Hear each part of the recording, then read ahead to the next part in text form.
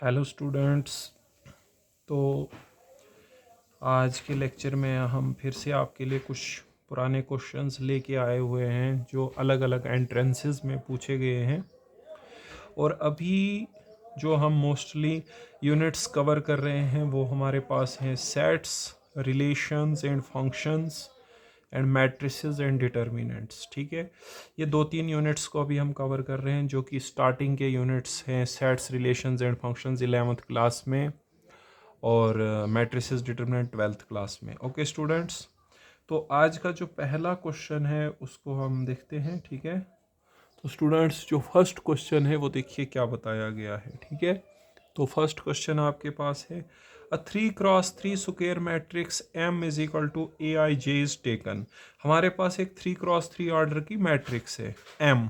ठीक है, उसके एलिमेंट्स को कैसे डिफाइन किया है? AIJ में I की वैल्यू 0 से 2 तक है और J की वैल्यू 0 से 2 तक है। In matrix M value of each element is determined by, इसके एलिमेंट्स का निकालने का फार्मूला दिया है I cross J। What will be the value of largest minor of the matrix M? तो इसकी जो सबसे बड़ी माइनर होगी उसका हमें बताना है वैल्यू क्या होगी। ठीक है, सबसे पहले देखो यहाँ पे हमारे पास जो मैट्रिक्स है M is equal to AIJ है। ठीक है, और इसका ऑर्डर है 3x3। ठीक है, वियर वियर I की वैल्यू क्या है बेटा? I या J हो, मैं I कामा J लिख देता हूँ। दोनों की वैल्यू है 0, 1 और 2। ठीक है, तो हमको बताना है, और ये जो AIJ है मतलब एलिमेंट्स को निकालने का फार्मूला है वो है I मल्टीप्लाइड बाय J। ठीक है, तो पहले हमें पूरी मैट्रिक्स बनानी पड़ेगी, उसके बाद ही हमें पता लगेगा। ऐसे क्या होता है कि जब हम मैट्रिक्स बनाते हैं फर्स्ट रो से स्टार्ट करते हैं, लेकिन यहाँ पे आपको 0th रो से स्टार्ट करना पड़ेगा। ठीक है, ये सिर्फ कंफ्यूजन क्रिएट करने के लिए ऐसे दिया हुआ है। ठीक है, सबसे पहले देखो जो M हमारे पास मैट्रिक्स होगी वो क्या होगी? उसमें 3x3 ऑर्डर की है, लेकिन उसमें जो I की वैल्यू है मतलब रो की वैल्यू है वो 0 से शुरू करनी है और कॉलम की भी 0 से शुरू करनी है। इसका मतलब सबसे पहले क्या आएगा? A00 का मतलब है एलिमेंटेड 0 0 पोजिशन, फिर 0 1 और 0 2, ये आ गई। ऐसे हम जैसे फर्स्ट रो लेते हैं ना, लेकिन यहाँ पे क्या लेनी पड़ेगी? 0th रो और 0th कॉलम लेनी पड़ेगी। सो एलिमेंटेड 0 0 पोजिशन, 0 1 पोजिशन, 0 2 पोजिशन। 0th रो के बाद फर्स्ट रो आएगी A1 0, A1 1 और A1 2। उसके बाद आएगा A2 1, A2 2 और A2 3। तो हमारी जो मैट्रिक्स है वो ये है बेसिकली। ठीक है, अभी एलिमेंट्स की वैल्यू निकालनी है। ठीक है, फिलहाल ऐसे मैंने इन जनरल लिख दिया। तो एक्चुअली हमें बोला था M एक 3x3 ऑर्डर की मैट्रिक्स है, उसके अंदर के जो एलिमेंट्स हैं वो करना है आपने पोजीशन को मल्टीप्लाई I क्रॉस J करके निकालना है। ठीक है, बट जो हमारे पास I और J की वैल्यू थी वो 0 से 3 थी, मतलब रो भी 0 से शुरू होगा और कॉलम भी 0 से शुरू होगा। तो इसलिए यहाँ पे जो सबसे पहली पोजीशन आएगी वो आएगी 0 0, फिर 0 1 0 2, 1 0 1 1 1 2 2 1 2 2 2। ऐसे हम फर्स्ट रो से यूजुअली लेते हैं, लेकिन इन्होंने बोला था 0th रो से लेना। अब एलिमेंट्स को निकालने का फार्मूला क्या दिया था? पोजीशन को मल्टीप्लाई करो I क्रॉस J। तो 0 इंटू 0 आएगा 0, 0 इंटू 1 आएगा 0, 0 इंटू 2 आएगा 0। यहाँ पे 1 इंटू 0 आया 0, 1 इंटू 1 होता है 1, 1 इंटू 2 होता है 2, 2 इंटू 1 हो गया 2, 2 इंटू 2 हो गया 4। ठीक है, और यहाँ पे आ गया हमारे, सॉरी यहाँ पे जब हम जा रहे हैं सेकंड रो, सॉरी स्टूडेंट्स ये हमने गलत किया। फर्स्ट रो के बाद सेकंड रो आएगी, लेकिन कॉलम कौन सी रहेगी? 0th column. यहाँ पे कॉलम कौन सी रहेगी? फर्स्ट कॉलम और यहाँ पे कॉलम कौन सी रहेगी, सेकंड कॉलम। 0 से 2 तक ही जे की वैल्यू है, ठीक है स्टूडेंट्स। तो यहाँ पे 0 है, फिर 1 है और 2 है। विद रिजल्ट यहाँ पे भी एलिमेंट क्या आएगा, 0, यहाँ पे एलिमेंट आएगा 2 और यहाँ पे एलिमेंट आएगा 4। ओके स्टूडेंट्स, ठीक है। तो 2 0 है, उसके बाद है 2 1 और उसके बाद है 2 2, ठीक है। यहाँ पे एक्चुअली 2 0 पोजीशन है, 2 0, फिर है 2 1 और फिर है 2 2 पोजीशन, ठीक है। ओके स्टूडेंट्स, तो एलिमेंट कैसे निकालना था, पोजीशन को करना था मल्टीप्लाई। 0 इंटू 0 आएगा 0, 0 into 1 0, 0 into 2 0, 1 into 0 0, 1 into 1 1, 1 into 2 2, 2 0 0, 2 1 2, 2 2 4, ठीक है। ये कुछ नहीं है यहाँ पे, ठीक है। अब देखो इस मैट्रिक्स की आपको सबसे बड़ी माइनर बतानी है। माइनर क्या होता है, जब हम माइनर क्या होता है, माइनर होता है हर एक एलिमेंट की माइनर होती है। तो माइनर कैसे निकालते हैं, जहां पे वो एलिमेंट होता है उस रो उस कॉलम को आप छोड़ के जो बच जाता है डिटर्मिनेंट, उसको हम उसकी माइनर बोलते हैं। जैसे 0 की माइनर कैसे निकलेगी, तो 0 1 1 यहाँ पे कौन सी 0 0 पोजीशन पे है, तो 0th रो 0th कॉलम को छोड़ के जो बाकी बचेगा, ठीक है। अगर आपको 2 की माइनर निकालनी है तो सेकंड रो और फर्स्ट कॉलम को छोड़ के जो बचेगा 0 0 0 2 वो माइनर होती है, ठीक है।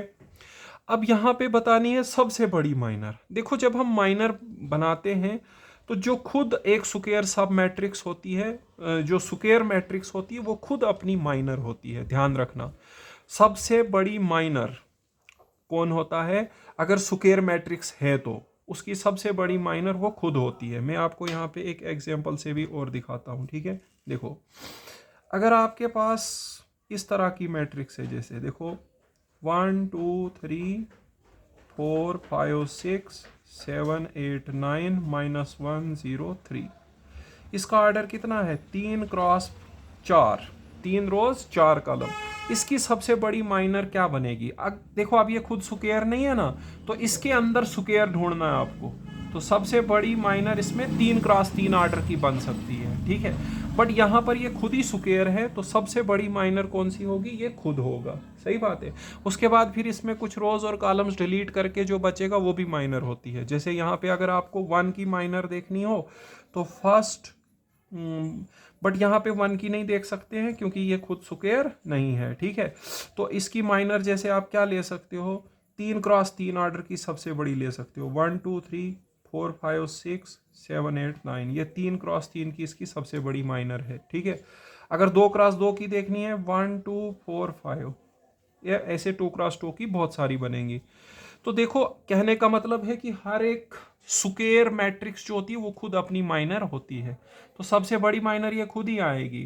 तो इसकी सबसे बड़ी माइनर की वैल्यू हमें बतानी थी, मतलब इसका डिटर्मिनेंट निकालना पड़ेगा, ठीक है। डिटर्मिनेंट ऑफ एम, तो 0 0 0 0 1 2 0 2 4।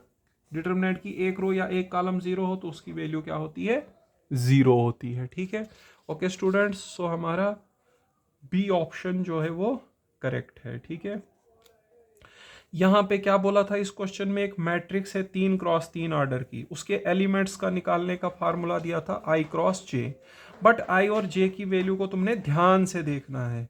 i और j की वैल्यू है 0 से लेकर 2 तक, मतलब रो हमने 0 से लेकर 2 तक लेनी है और कॉलम भी 0 से लेकर 2 तक लेनी है।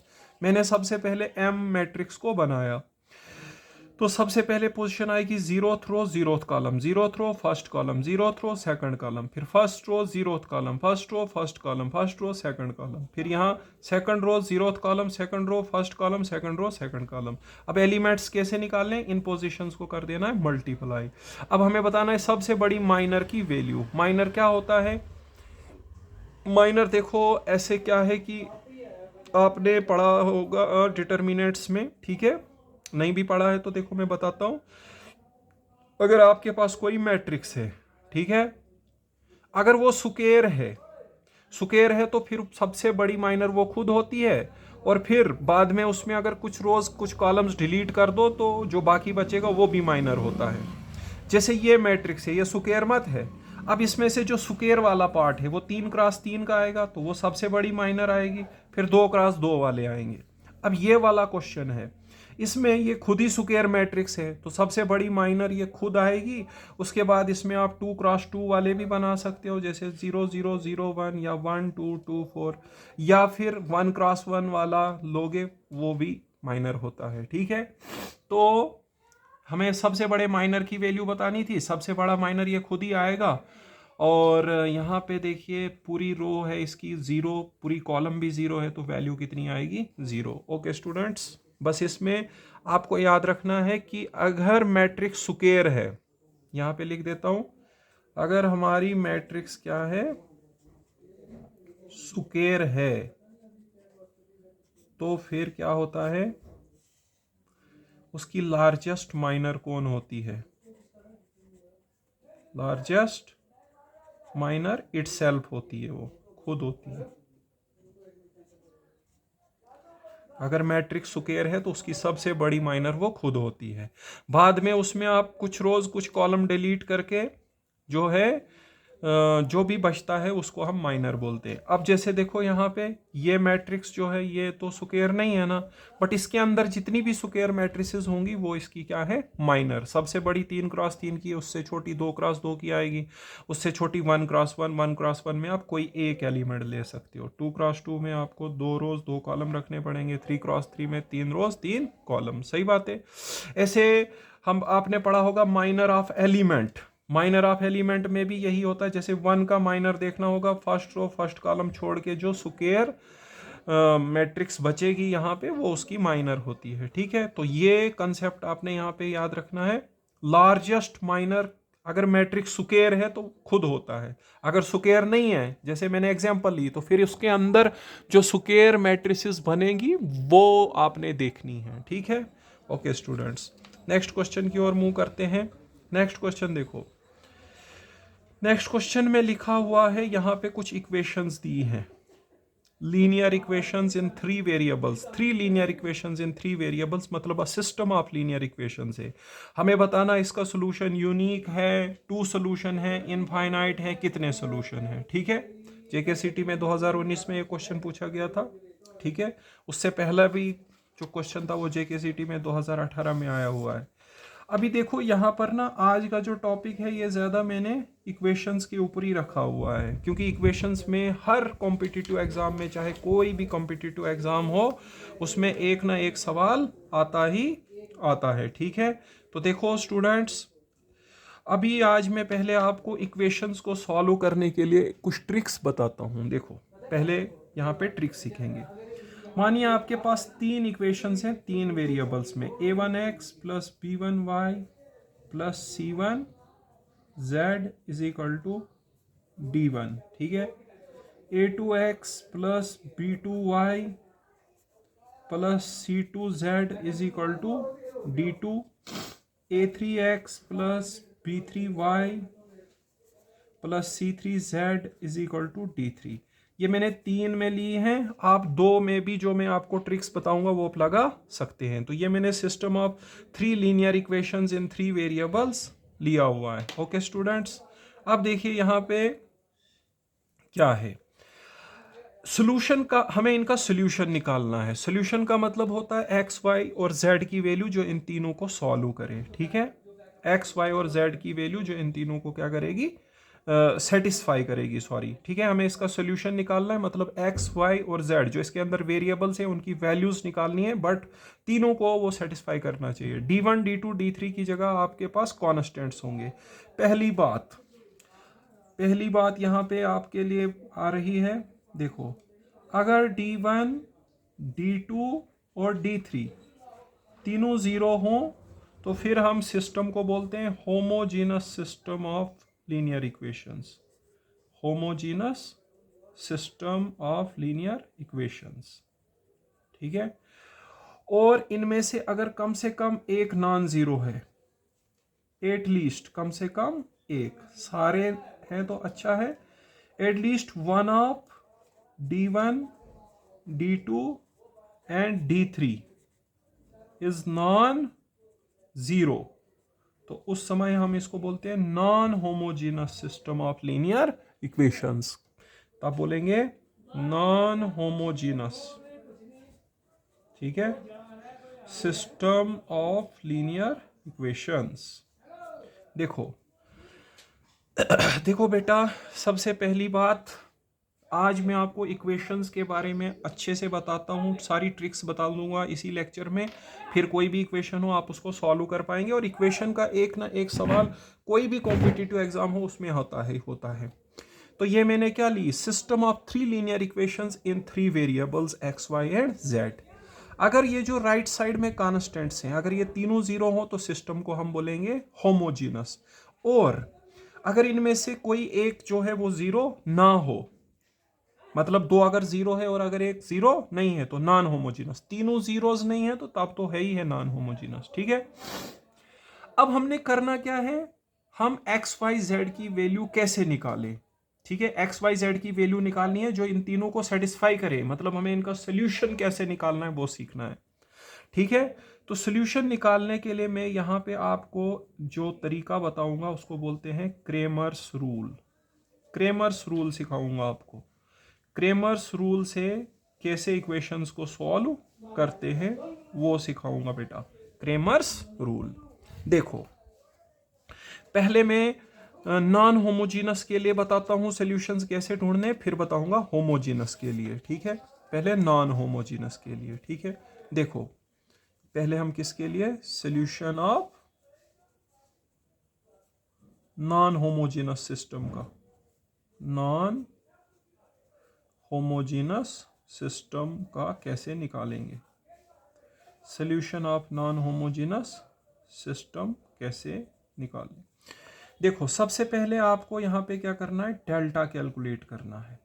डेल्टा क्या होता है, जो इक्वेशंस में कोफिशिएंट्स लगे हैं ना एक्स वाई जेड के पीछे। ठीक है, जैसे मैंने पहली इक्वेशन में रखा था a1 b1 c1, दूसरी में रखा था a2 b2 c2, और तीसरी में रखा था a3 b3 c3 स्टूडेंट्स। ठीक है, ये कैलकुलेट करना है सबसे पहले डेल्टा। डेल्टा मतलब जो कोफिशिएंट्स हैं इक्वेशंस में, ठीक है, उनका डिटर्मिनेंट कैलकुलेट करना है। ठीक है, उसके अलावा देखो क्या क्या करना है, एक तो डेल्टा कैलकुलेट करना है, एक करना है आपको डेल्टा वन। डेल्टा वन में देखो क्या करना है, यही डिटर्मिनेंट लेनी है लेकिन पहली कॉलम में कॉन्स्टेंट्स के साथ रिप्लेस करना है, d1 d2 d3।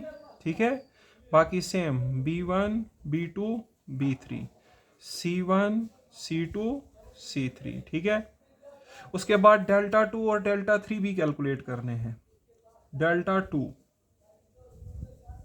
ठीक है, डेल्टा टू में हमें क्या करना है, दूसरी रो को रिप्लेस करना है कॉन्स्टेंट्स के साथ, सॉरी कॉलम। ठीक है, यहाँ पे d1 d2 d3 c1 c2 c3। और डेल्टा थ्री में क्या करेंगे, पहली दो रो कॉलम्स को कुछ नहीं करेंगे, a1 b1 c1, सॉरी यहाँ पे था a1 a2 a3 है, a1 a2 a3, और यहाँ पे था b1 b2 b3 और था d1 d2 d3। पहला स्टेप ये है, हमें कैलकुलेट करना है, यहाँ पे लिख देते हैं कैलकुलेट। कैलकुलेट क्या करना है, कैलकुलेट किस किस को, डेल्टा की वैल्यू निकालनी है, delta one delta two delta three की वैल्यू निकालनी। ठीक है, अब कब सारे निकालने हैं कब नहीं निकालने वो मैं आगे बात बताऊंगा आपको। सबसे पहले डेल्टा में क्या करना होता है, जो कोफिशिएंट्स होते हैं उनका determinant. Coefficients means variable X Y Z के पीछे जो नंबर्स लगे होते हैं। डेल्टा वन में पहली कॉलम को कॉन्स्टेंट से रिप्लेस कर देना है, डेल्टा टू में सेकंड कॉलम को कॉन्स्टेंट से रिप्लेस करना है, और डेल्टा थ्री में थर्ड कॉलम को कॉन्स्टेंट से रिप्लेस करना है। अब सुनना कुछ बातें यहाँ पे, देखो अगर हमारे पास if delta is not equal to zero, अगर डेल्टा जीरो नहीं होता है, then the system is consistent, then the system is consistent, then the system is consistent and has unique solution, and has unique solution which is given by x is equal to delta upon delta one, y is equal to delta upon delta two and z is equal to delta upon delta three. ठीक है, अगर हमारे पास delta जो है वो zero नहीं है, ठीक है, अगर हमारे पास डेल्टा ज़ीरो नहीं है तो उस समय हम क्या करते हैं, सिस्टम कंसिस्टेंट होता है, मतलब उस समय सिस्टम का क्या है, सोल्यूशन एग्जिस्ट करेगा, कंसिस्टेंट है। और कैसा सोल्यूशन होता है, यूनिक सोल्यूशन, और वो सोल्यूशन आपने ऐसे निकालना है, x निकालना है delta by delta one, y निकालना है डेल्टा बाई डेल्टा टू और z निकालना है डेल्टा बाई डेल्टा थ्री। ठीक है, लेकिन अगर हमारे यूनिक सोल्यूशन मतलब एक ही वैल्यू होगी x y z की जो इनको सेटिस्फाई करेगी, लेकिन अगर डेल्टा ज़ीरो है, ठीक है, अगर डेल्टा हमारे पास क्या है, ज़ीरो, ठीक है, और तब हम फिर delta one delta two delta three को भी देखेंगे, delta one delta two delta three वो भी तीनों ज़ीरो है, then the system is consistent, then the system is consistent and has infinite solution, infinite solution। अगर डेल्टा की वैल्यू ज़ीरो निकल गई तो फिर हम delta two delta three calculate करेंगे, अगर वो भी तीनों ज़ीरो निकले तो सिस्टम कंसिस्टेंट है और कितने सोल्यूशन होते हैं, इनफाइनाइट सोल्यूशन। ठीक है स्टूडेंट्स, लेकिन अगर हमारे पास देखो क्या होगा, देखो अगर हमारे पास क्या होगा, डेल्टा ज़ीरो तो निकल गया, लेकिन बाकी जो है delta one delta two delta three अगर वो ज़ीरो ना निकले, ठीक है, delta is equal to zero but delta one delta two and delta three not all zero, not all zeros, then the system is inconsistent, then the system is inconsistent and has no solution, and has no solution। देखो अगर इनमें से कोई एक delta zero है लेकिन इनमें से कोई एक ज़ीरो नहीं है तो उस समय सिस्टम जो है वो इनकंसिस्टेंट है, मतलब गलत है वो सिस्टम, वो इक्वेशनें गलत है, उनका कोई सोल्यूशन एग्जिस्ट नहीं करेगा। तो पहले यहाँ तक आपको रिवाइज करवाते हैं, ठीक है स्टूडेंट्स, यहाँ तक पहले रिवाइज करते हैं। देखो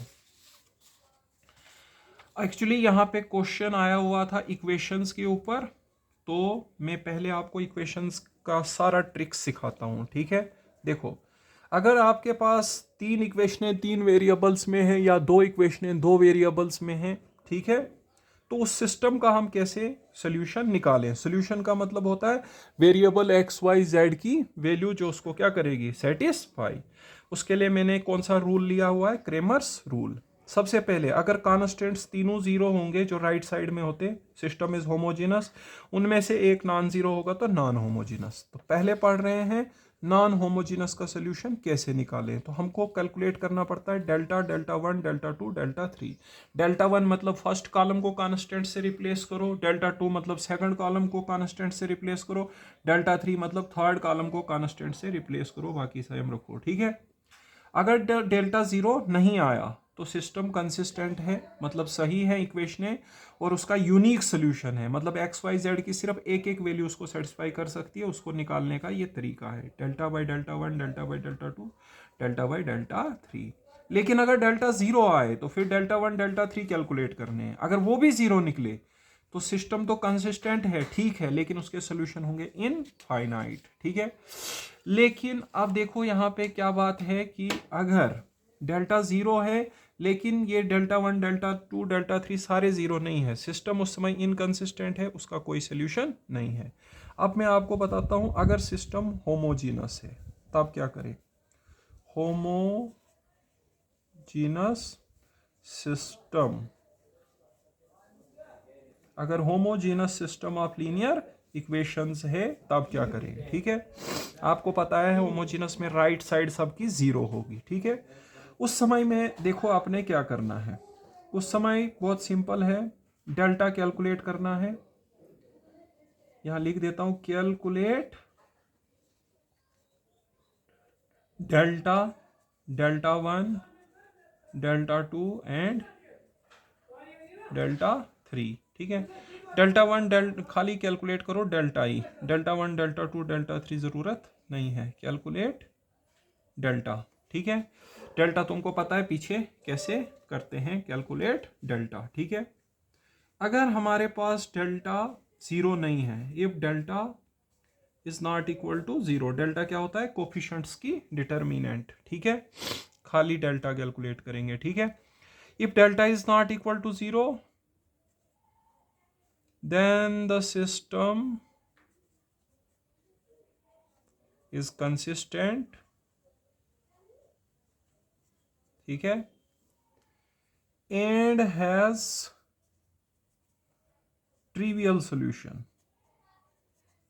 ट्रिवियल सॉल्यूशन को हम जीरो सॉल्यूशन भी बोलते हैं, ट्रिवियल सॉल्यूशन या जीरो सॉल्यूशन बोल सकते हो, या ये यूनिक सॉल्यूशन भी बोल सकते हैं, यहाँ पे यूनिक सॉल्यूशन, ठीक है।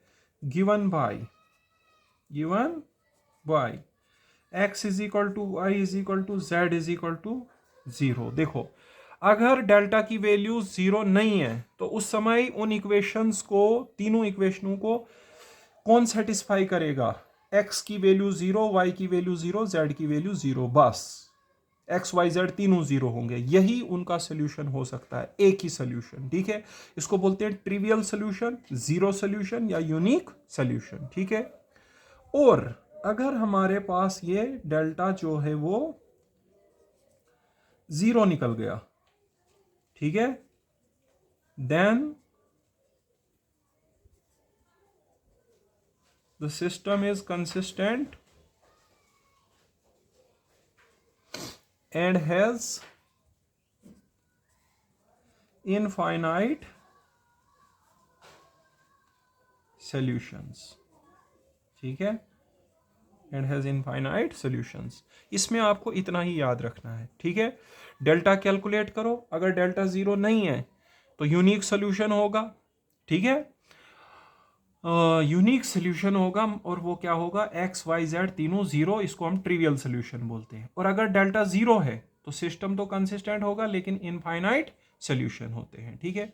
ओके स्टूडेंट्स, तो ये हमने होमोजीनस नॉन होमोजीनस दोनों डिस्कस करा। अब हम देखते हैं कि क्वेश्चन कैसे आएगा, ठीक है। अब हम वापस चलते हैं क्वेश्चन के ऊपर। अब देखिए आप क्वेश्चन कैसे निकाल सकते हैं, ठीक है। देखो यहाँ पे 3 इक्वेशनें दी है। अब सबसे पहले इनकी राइट साइड देखो, 3 0 0, तो एक की राइट साइड 0 नहीं है, 3 है, ठीक है। इसका मतलब ये नॉन होमोजीनस वाला है, तो हमें बताना यूनिक सोल्यूशन है, 2 सोल्यूशन, इनफाइनाइट या नो सोल्यूशन। तो हम क्या कैलकुलेट करेंगे, डेल्टा कैलकुलेट करेंगे, ठीक है, और डेल्टा 1 डेल्टा 2 डेल्टा 3 कैलकुलेट करेंगे, तब जाके हमको पता लगेगा, ठीक है। पहले मैं इन इक्वेशंस को यहाँ पे लिखता हूं। देखो मेरे को इक्वेशंस दी हुई है, इक्वेशंस दी हैं बेटा, x plus Y minus 2z is equal to 3। ये थोड़ा सा आपको दिखाने के लिए, आप नहीं तो जब पेपर में जाएंगे तो जल्दी से डेल्टा 1 डेल्टा 2 कैलकुलेट करें विद इन सेकेंड्स, तो आपको आंसर पता चल जाएगा, ठीक है। 3x plus 3y minus 6z is equal to 0। ये 3 इक्वेशन है, हमें बताना है इनके कितने सोल्यूशन है, क्या यूनिक सोल्यूशन है, क्या 2 सोल्यूशन है, क्या सोल्यूशन नहीं है, ठीक है। मतलब इनके सोल्यूशन के ऊपर क्वेश्चन है। सबसे पहले हमने देखना है ये होमोजीनस है या नॉन होमोजीनस, तो ये नॉन होमोजीनस है बिकॉज एक कांस्टेंट जो है वो 0 के बराबर नहीं है, ठीक है स्टूडेंट्स। तो चलिए सबसे पहले हम डेल्टा कैलकुलेट करेंगे। डेल्टा कैसे करेंगे, 1 3 3। आज का टॉपिक ज़्यादा जो है इक्वेशंस ओरिएंटेड है बिकॉज बहुत इंपॉर्टेंट होती हैं ये इक्वेशंस। इवन सेट नेट बड़े बड़े एग्जाम्स जो होते हैं उनमें भी इनका क्वेश्चन आता है, कोई ऐसा एग्जाम नहीं है जिनमें इनका क्वेश्चन ना हो। तो डेल्टा में हम क्या लेंगे, कोफिशिएंट्स जो है 1 1 -2 3 -1 1 3 3 -6, इसको कैलकुलेट कर लेते हैं। यह आएगा 1, पहली रो से खोलो, फर्स्ट रो फर्स्ट कॉलम छोड़ दो, आया 6 -3। उसके बाद -1, ये कॉलम ये रो छोड़ दो स्टूडेंट्स, ये कॉलम ये रो छोड़ दो, -18, ठीक है। उसके बाद -3, फिर -2 ले लो, ये कॉलम ये रो छोड़ दो, 9 + 3, ऐसे आ तो रहा था -3, फार्मूला का बीच में माइनस होता है, ठीक है। मतलब यहाँ -3 आया, पहले ऐसे किया 9, फिर फार्मूले का माइनस और फिर -3 प्लस हो जाएगा, 6 -3 3, ये बने 21 तो हो जाएगा +21, ये 9 3 हो गए कितने, 12 12 दूने 24, ठीक है। तो यहाँ पे 21 3 24, 24 -24 0, डेल्टा कितना आ गया बेटा 0। अगर डेल्टा 0 है तो फिर क्या करना पड़ेगा, डेल्टा 1 डेल्टा 2 डेल्टा 3 कैलकुलेट करने पड़ेंगे। तो डेल्टा 1 कैलकुलेट करते हैं, ऊपर ही लिखते हैं, ठीक है, यहाँ पे लिखते हैं, ठीक है। क्योंकि जब डेल्टा 0 है तो उसमें फिर डेल्टा 1 डेल्टा 2 डेल्टा 3 को निकालने के बाद ही पता लगेगा। अगर वो भी सारे ज़ीरो हैं तो इनफाइनाइट सोल्यूशन, नहीं है उनमें से कोई एक ज़ीरो तो नो सोल्यूशन, ठीक है। सो डेल्टा 1 निकालते हैं यहाँ पे। तो फर्स्ट कॉलम में आप कांस्टेंट लगाने हैं, 3 0 0 1 -1 1 -1 3 -2 1 -6, ठीक है। सो फर्स्ट कॉलम में हमने जो यहाँ पे फर्स्ट कॉलम थी उसमें रिप्लेस किया कांस्टेंट्स के साथ, ठीक है। सो एक्सपेंड हम फर्स्ट कॉलम से ही करेंगे क्योंकि उसमें 2 0 हैं। फर्स्ट रो फर्स्ट कॉलम छोड़ दो, क्या बना 6 -3 विच इज़ इक्वल टू 9। क्यों 6 -3 कितने होते हैं, 3 3 3 ज़ार 9, not equal to 0, therefore system has no solution. तो देखो कितनी जल्दी पता चल गया आपको। तो जो मैंने आपको ट्रिक्स दिखाई अगर याद रखोगे तो बहुत फ़ायदे में रहोगे, ठीक है। तो यहाँ पे हम लिखेंगे इसका कोई सोल्यूशन नहीं है, so option D is the correct option. पूरे रूल्स याद रखें जो मैंने आपको बताए। पहले हमने इसका डेल्टा कैलकुलेट किया, वो आया 0। डेल्टा अगर 0 आ जाए तो फिर डेल्टा 1 डेल्टा 2 डेल्टा 3 कैलकुलेट करने पड़ते हैं, लेकिन मुझे डेल्टा 1 ही जो है वो 9 आया, वो 0 नहीं आया, तो मैं डेल्टा 2 डेल्टा 3 क्यों निकालूंगा, क्योंकि उन्होंने बताया उनमें से कम अगर एक जो है नॉन जीरो है उस समय नो सोल्यूशन, और अगर तीनों जीरो है तो इनफाइनाइट सोल्यूशन। ओके स्टूडेंट्स, ये क्वेश्चन हो गया। अब हम चलते हैं अगला क्वेश्चन जो है हमारे पास, क्वेश्चन नंबर 3 पे चलते हैं, ठीक है। क्वेश्चन नंबर 3 जो है वो करते हैं। देखिए क्वेश्चन नंबर 3 आ रहा है बेटा आपके लिए, ठीक है। क्वेश्चन नंबर 3 यहाँ पे है। ओके स्टूडेंट्स, देखिए फिर से क्वेश्चन जो है इक्वेशंस के ऊपर आया हुआ है, ठीक है। और ये जेकेसीटी में 2016 में आया हुआ था। जो इससे पहले था वो हमारे पास कब आया हुआ था, वो आया हुआ था, इसको देख लेते हैं, वो आया हुआ था 2019 में, ठीक है, 2019 में। और जो अभी करेंगे वो कब आया था बेटा, वो आया था 2016 में। ओके चलिए करते हैं। अब देखो यहाँ पे स्टूडेंट्स फिर से 3 इक्वेशनें दी हुई हैं, ठीक है। हमें बताना है इसका कैसा सोल्यूशन है, यूनिक इनफाइनाइट वगैरह जो है। तो सीधे डेल्टा कैलकुलेट कर लो पहले, ठीक है। डेल्टा इज इक्वल टू, क्योंकि अब यहाँ इक्वेशंस दिख रही हैं सामने, तो 1 1 2 है हमारे पास, फिर है 4 -1 और 8, फिर है -3 7 और 8। ओके स्टूडेंट्स, -3 7 और 8, ठीक है। तो देखिए 1 1 2 4 -1 8, फिर है -3 7 सॉरी स्टूडेंट्स, यहाँ पे था 1 1 2, फिर था 4 -1 और 8। z के कोफिशिएंट है -3 7 और -6 है यहाँ पे क्या है -6, ठीक है। निकालें डेल्टा को, पहली रो से खोलें, ये आया 1, फिर ये कॉलम ये रो छोड़ दें, आया 6 -56। उसके बाद ये आ गया -4, ये कॉलम ये रो छोड़ दें, -6, और फिर ये आ गया 14। उसके बाद -3 ले लें, ठीक है, ये कॉलम ये रो छोड़ दें, 8, 8 + 2 हो जाएगा बेटा, तो ये बन गया -50। यहाँ पे 14 6 20, 20 चौके 80 होते हैं, प्लस में हो जाएगा 8 तो 2 10, 10 3 30, -50 -30 -80 + 80 0 हो गए। सो डेल्टा की वैल्यू क्या आ गई बेटा? 0। तो हमें कैलकुलेट करने पड़ेंगे डेल्टा 1, डेल्टा 2, डेल्टा 3। ठीक है, तो देखो डेल्टा 1 में हमने क्या करना है, पहली कॉलम में लिखना पड़ेगा 3 11 7, मतलब जो कॉन्स्टेंट्स हैं बाकी सेम रहेगा, 3 11 7 लिखना पड़ेगा। डेल्टा 1 = 3 11 और 7। दूसरी रो है 4 - 1 8, 4 - 1 8, और उसके बाद है -3 7 -6, -3 7 -6, -3 7 -6। दोबारा से थोड़ा चेक कर लेता हूँ। 3 11 7, 4 -1 8, -3 7 -6। ओके, अब हम इसको कैलकुलेट कर लेते हैं। ठीक है, फिर ही पता चलेगा। अगर ये भी 0 आया तो डेल्टा 2 निकालना पड़ेगा। ठीक है, सो ये आया 3, फिर ये कॉलम ये रो छोड़ दो बेटा, ये आएगा 6 -56, उसके बाद -4, ये कॉलम ये रो छोड़ दो, -66 -49। ठीक है, ये कॉलम ये रो छोड़ दिया, -66 -49। उसके बाद -3 आएगा, ये कॉलम ये रो छोड़ दो, 88, और यहाँ पे बन गए +7। ये बना -50, -50 दिए होते हैं 150। ये कितने बन गए?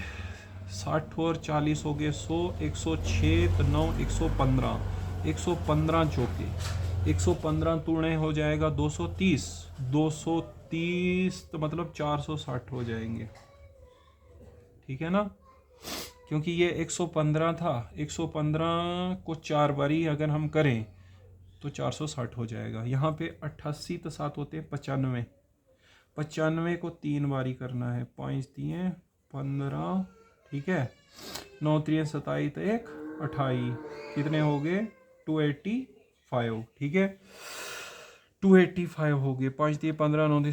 ठीक है, 285 और 150 है यहाँ पे माइनस में 150, 5 हो गए, 8 5 13 हो गए, 2 तो 1 3 तो 1 4, 435। ठीक है, तो 460 माइनस आ रहे हैं 435। ठीक है, ये हमारे पास कितने हो जाएंगे? 35 तो 5 मतलब 25, which is not equal to 0।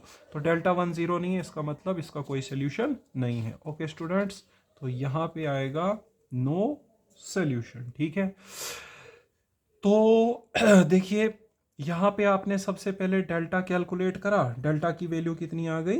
0। उसके बाद हमने क्या किया? डेल्टा 1 निकाला। डेल्टा 1 में हमने फर्स्ट कॉलम में कॉन्स्टेंट्स रिप्लेस करने होते हैं, 3 11 7, वो हमने रिप्लेस किए। तो यहाँ पे बेटा वैल्यू आई थी 25, which is not equal to 0। आप इस कैलकुलेशन को थोड़ा सा चेक करें, बाद में हो सकता है गड़बड़ी भी हो, बट इतना है कि 0 नहीं आएगा। ठीक है, तो हमें इतना ही चेक करना होता है।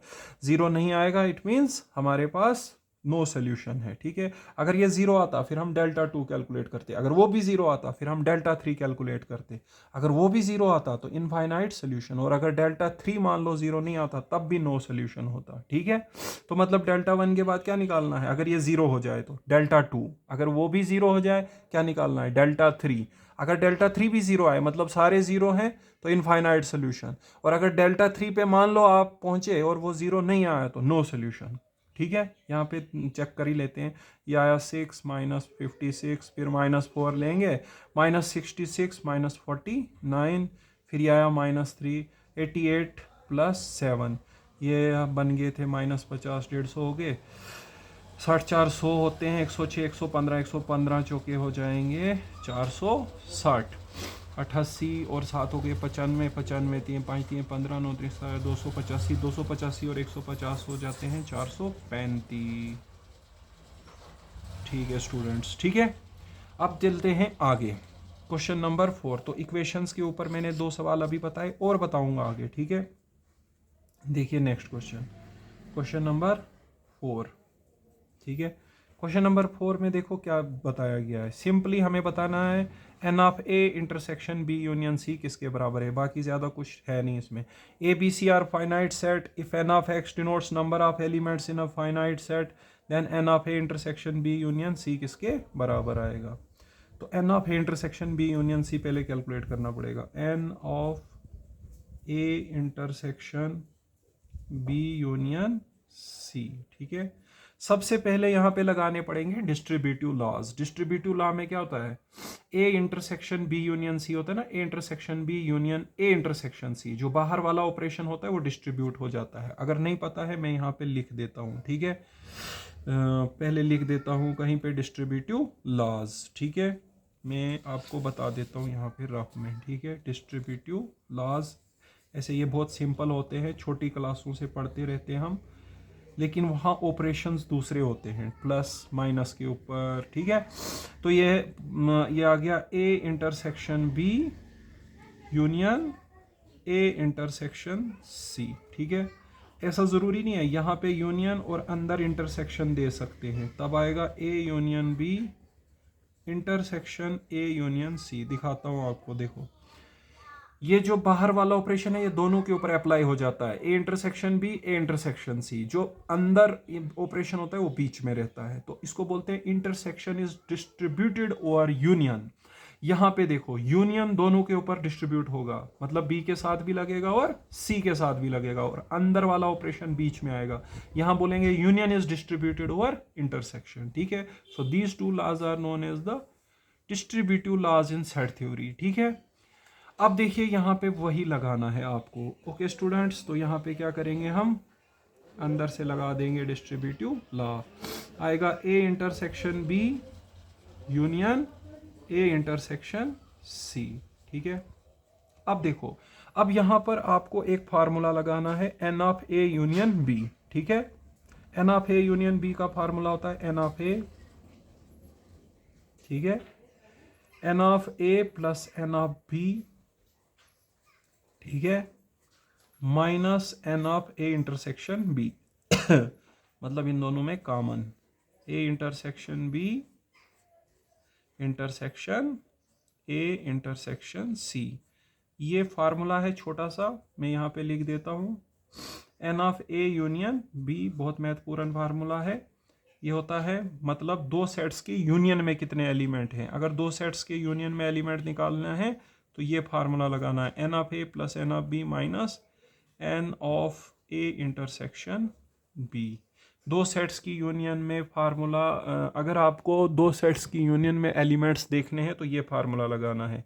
ए और बी की यूनियन में कितने एलिमेंट्स होंगे, ए में कितने हैं प्लस बी में कितने हैं, और जिनमें कॉमन होंगे उसको माइनस करना होता है। तो यहाँ पर ए की जगह था ए इंटरसेक्शन बी, बी की जगह था ए इंटरसेक्शन सी। तो क्या आएगा, n of A plus n of B minus इनकी इंटरसेक्शन। अब देखो A intersection B intersection A intersection C कितना होता है, ये होता है A intersection B intersection C, तीनों की इंटरसेक्शन के बराबर होता है, वो मैं दिखाऊंगा आगे, ठीक है। तो मेरे पास आ रहा है यहाँ पे n of A intersection B plus n of A intersection C minus n of A intersection B intersection C. Actually मेरे को ए इंटरसेक्शन बी और ए इंटरसेक्शन सी में कॉमन देखना था ना, वो मैं यहाँ पे वेन डायग्राम से आपको समझाता हूँ। देखो ये एक सेट है ए, ये दूसरा सेट है बी, और ये यहाँ पे हम तीसरा सेट ले लेते हैं सी, ठीक है। ये ए है, ये बी है, और ये तीसरा सेट है सी। पहले ए और बी में कॉमन अगर हम देखें, ए और बी में अगर हम कॉमन देखें, पहले मैं दूसरे पेन से कर लेता हूं। ए और बी में ये आएगा कॉमन, ये आया ए और बी में कॉमन, जो ए में भी है और बी में भी। लेकिन अगर ए और सी में देखेंगे आप, तो ए और सी में देखो क्या आएगा, उसको दूसरे पेन से कर लेंगे लेकिन वो उसको कवर ही कर लेगा, ठीक है। ए और सी में देखो, यहाँ पे दिखा देता हूँ, ये आएगा ए और सी में कॉमन।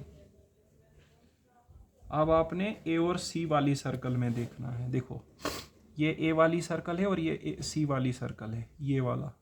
लेकिन अब अगर आप जो पहले था और जो बाद में था उनमें कॉमन देखोगे तो ये वाला आएगा, ये रीजन जिसको मैंने ब्लैक से कर दिया, ये ऊपर वाले में भी है और नीचे वाले में भी, मतलब ये ए इंटरसेक्शन बी में भी है और ए इंटरसेक्शन सी में भी। इस रीजन का नाम होता है A intersection B intersection C. ये जो रीजन है ये होती है A intersection B intersection C. क्यों होती है? देखो, ये ए सर्कल में भी है, ये बी सर्कल में भी है और सी सर्कल में भी है, तीनों सेट्स में ये कॉमन है। देखो मैं आपको एक बात बताऊं, पहले मैंने ए इंटरसेक्शन बी इस पेन से बनाया था, वो यहाँ से लेके यहाँ तक आया। फिर ए इंटरसेक्शन सी बनाया तो यहाँ से लेके यहाँ तक, क्योंकि मुझे ए और सी वाले सर्कल में कॉमन देखना था, यहाँ ए और बी वाले में देखना था, ठीक है। फिर मुझे किस किस में कॉमन ढूंढना था? ए इंटरसेक्शन बी इस इतने रीजन में और ए इंटरसेक्शन सी मतलब इस इतने रीजन में। उसमें ये जिसको मैंने बाद में ब्लैक कर दिया ना, वो आएगा। क्यों? क्योंकि हमारे पास ये ए में भी है, बी में भी है, सी में भी है। इस रीजन को बोलते हैं A intersection B intersection C, ठीक है। तो इसीलिए मैंने वहां पे A intersection B intersection C देखना था, तो उसको क्या लिखा था? A intersection B intersection C. तो अब आपको पता चल जाएगा कौन सा ऑप्शन सही है, ठीक है। So option first is the correct option students, ठीक है। तो देखिए, आपको यहाँ पे पहले एक ट्रिक याद रखनी पड़ेगी, एक फार्मूला याद रखना पड़ेगा। Number of elements in the union of two sets is number of elements in first set second set minus number of elements in their intersection. वो लगा लो यहाँ पे, number of elements in first set number of elements in second set minus number of elements in their intersection. और इन दोनों की intersection जो है वो क्या होती है? वो होती है जो तीनों में कॉमन हो, ठीक है। वो मैंने यहाँ पे बनाया हुआ था, ठीक है।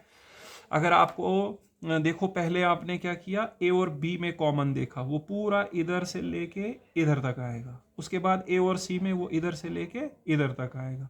फिर ए और बी में जो ए इंटरसेक्शन बी वाली रीजन और ए इंटरसेक्शन सी वाली रीजन, उनमें कॉमन मतलब जो दोनों में है। देखो, ये ए इंटरसेक्शन बी में भी आ रहा है और ए इंटरसेक्शन, ये नहीं आ रहा है ए इंटरसेक्शन सी में। देखो, ए इंटरसेक्शन सी ऊपर है तो ये उसमें नहीं जा रहा है, ठीक है। मैं दूसरे पेन से भी आपको एक बार समझा लेता हूँ। देखो, ये हमारे पास तीन सेट हैं, ये आ गया हमारा ए, ये आ गया बी और ये आ गया हमारा सी सेट, ठीक है। ए बी और ये आ गई सी। तो ये वाली जो लाइंस अलग अलग ड्रा कर लेते हैं। पहले ए इंटरसेक्शन बी को ऐसे हॉरिजेंटल लाइन से दिखाते हैं, this is A intersection B. A intersection C को वर्टिकल लाइन से दिखाते हैं, ऐसे देखो, ए इंटरसेक्शन सी, ये आ गई ए इंटरसेक्शन सी बेटा, ठीक है। अब यहाँ पे देख रहे हो, इस रीजन में हॉरिजेंटल वाली भी है और वर्टिकल वाली भी है। ये रीजन कॉमन आया किसमें? ए इंटरसेक्शन बी यहाँ से यहाँ तक था और ये था ए इंटरसेक्शन सी, और ये कॉमन आया इन दोनों में। और इस रीजन का नाम पता है क्या होता है? A intersection B intersection C, क्योंकि ये तीनों में होता है, एक दो तीन, तीनों सेट में ये कॉमन होता है, ये वाला रीजन, ठीक है। इस वाले रीजन को बोलते हैं A intersection B intersection C, ठीक है। This region is known as A intersection B intersection C, ठीक है। और देखो, यहाँ पर ये ए इंटरसेक्शन बी और ए इंटरसेक्शन सी में कॉमन था, और मुझे ए इंटरसेक्शन बी और ए इंटरसेक्शन सी में कॉमन देखना था, वो ये आता, और जिसका नाम था A intersection B intersection C. Okay students, अब नेक्स्ट क्वेश्चन पे चलते हैं, ठीक है। सो नेक्स्ट क्वेश्चन देखिए बेटा क्या आ रहा है। नेक्स्ट क्वेश्चन है, यहाँ पे एक फंक्शन स्क्वायर रूट फंक्शन, इसकी डोमेन हमें बतानी है। पहले ट्रिक सीख लो, लास्ट लेक्चर में दिखाया था कि रेंज कैसे निकालते हैं। अभी डोमेन, पहले डोमेन की डेफिनेशन क्या होती है? डोमेन की डेफिनेशन वो वाली जो आपको क्वेश्चंस में लगेगी। डोमेन होता है set of all those real numbers, range already मैं पढ़ा चुका हूं लास्ट लेक्चर में। Set of all those real numbers for which function is defined. Function is defined. देखिए, डोमेन होती उन सभी रियल नंबर्स का सेट जिसके लिए फंक्शन डिफाइन हो। डिफाइन का मतलब समझाता हूं। डिफाइंड का मतलब होता है रूट के अंदर माइनस नहीं आना चाहिए, ये कंडीशन नहीं होनी चाहिए, रूट के अंदर माइनस नहीं। क्यों? जब रूट के अंदर माइनस होता है वो कॉम्प्लेक्स नंबर्स बन जाते हैं, ठीक है। तो हमें तो रियल नंबर्स लेने होते हैं, वो रियल नंबर जिसके लिए फंक्शन डिफाइंड है। डिफाइंड मतलब कॉम्प्लेक्स नहीं बननी चाहिए वैल्यू, ठीक है। उसके अलावा दूसरा, डिनोमिनेटर जीरो नहीं होना चाहिए। देखो, डिनोमिनेटर अगर किसी का जीरो है, न्यूमरेटर कुछ भी है, तो वो इनफाइनाइट हो जाता है, तो वो भी डिफाइंड नहीं होता है। ठीक है, ज़्यादातर यही दो कंडीशंस होती हैं। ठीक है, तो डोमेन क्या हो गई बेटा, उन सभी रियल नंबर्स का सेट जिनके लिए फंक्शन डिफाइंड है। मतलब आप क्या क्या रियल नंबर लगाएंगे फंक्शन में कि फंक्शन डिफाइंड रहे। डिफाइंड का मतलब वो कॉम्प्लेक्स नहीं बनना चाहिए। कॉम्प्लेक्स कब बनता है, जब रूट के अंदर माइनस होता है। ठीक है, नेगेटिव नंबर्स का रूट जो है वो कॉम्प्लेक्स नंबर्स होते हैं। डिनोमिनेटर जीरो नहीं होना चाहिए, डिनोमिनेटर अगर जीरो हो गया तो फिर नॉट डिफाइंड हो जाएगा। ठीक है, अब देखो, अब हम इस क्वेश्चन को कर सकते हैं। ठीक है, एफ ऑफ एक्स दिया है मेरे को root of 2x³ minus 2x³ minus 5x² minus 4x plus 10। मुझे इसकी डोमेन बतानी है। डोमेन होगी x की वो वैल्यू, वो रियल नंबर जो मैं यहाँ पे लगाऊं और फंक्शन डिफाइंड रहे। डिफाइंड मतलब रियल वैल्यूज उसको आनी चाहिए। ठीक है, इनफाइनाइट वैल्यूज नहीं आनी चाहिए, कॉम्प्लेक्स वैल्यूज नहीं आनी चाहिए। x क्या लगाओ कि एफ ऑफ एक्स की वैल्यू रियल आए, फाइनाइट आए। ठीक है, ऐसा ना हो कि तुम x ऐसा लगाओ कि यहाँ पे कॉम्प्लेक्स बने, इनफाइनाइट बने, उस वैल्यू के लिए बोलेंगे फंक्शन डिफाइंड नहीं है। तो जिस जिस x की जिस जिस वैल्यू के लिए फंक्शन डिफाइंड हो, defined means F of X की वैल्यू रियल निकलनी चाहिए। आप x जो भी पुट करोगे उसके लिए एफ ऑफ एक्स रियल निकलना चाहिए, फाइनाइट निकलना चाहिए। तो आप सभी को पता है जो एफ ऑफ एक्स जो है वो रियल कब निकलेगा या डिफाइंड कब होगा ये फंक्शन, जब रूट के अंदर जीरो या जीरो से बड़ी वैल्यू होगी। जीरो होगा तो एफ ऑफ एक्स की वैल्यू जीरो आएगी, बड़ा होगा तो पॉजिटिव आएगी, मतलब रियल वैल्यू आएगी। लेकिन अगर रूट के अंदर माइनस होगा तो तब तो वो कॉम्प्लेक्स बन जाएगा। तो मैं लिखूंगा एफ ऑफ एक्स जो है वो कब डिफाइंड है, F of X is defined if 2x³ minus 5x² minus 4x plus 10 is greater or equal to 0। ठीक है, आप इसकी जगह क्या लगाएं कि ये डिफाइंड रहे, तो इसकी जगह आप क्या लगा सकते हैं, जीरो या जीरो से बड़ा नंबर। x कुछ भी लगाओ बट ये अंदर से जीरो या जीरो से बड़ा बनना चाहिए, तभी एफ ऑफ एक्स की वैल्यू रियल निकलेगी और हम बोलेंगे फंक्शन क्या है, डिफाइंड।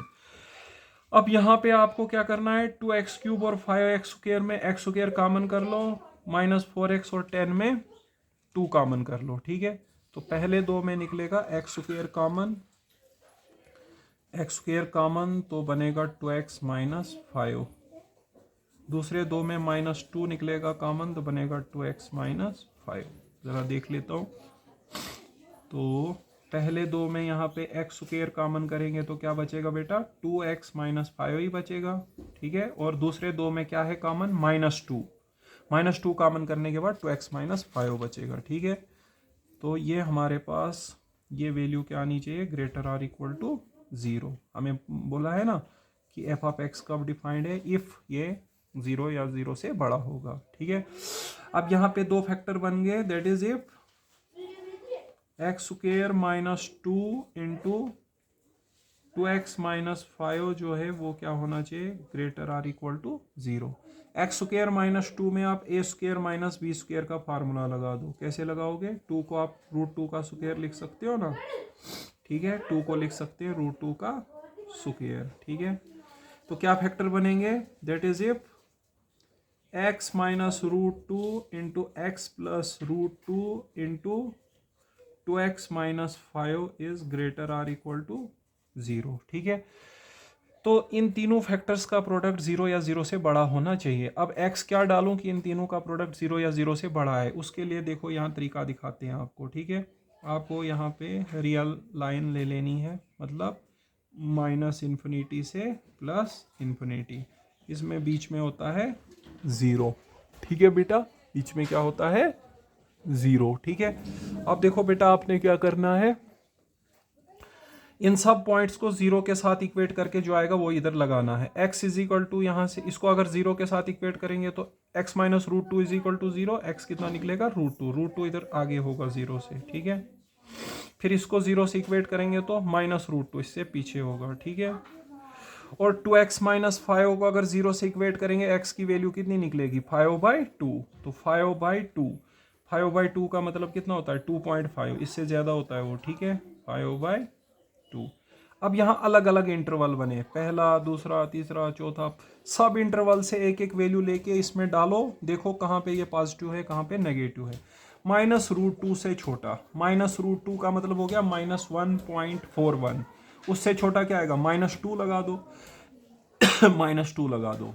जब आप यहाँ पे -2 लगाएंगे, ठीक है, तो क्या आएगा हमारे पास, -2 कहीं साइड में करते हैं, ठीक है, देखो हम इसमें लगाएंगे -2 -√2, ठीक है, फिर यहाँ आएगा -2 +√2, फिर आएगा -2 लगाएंगे तो -4 -5।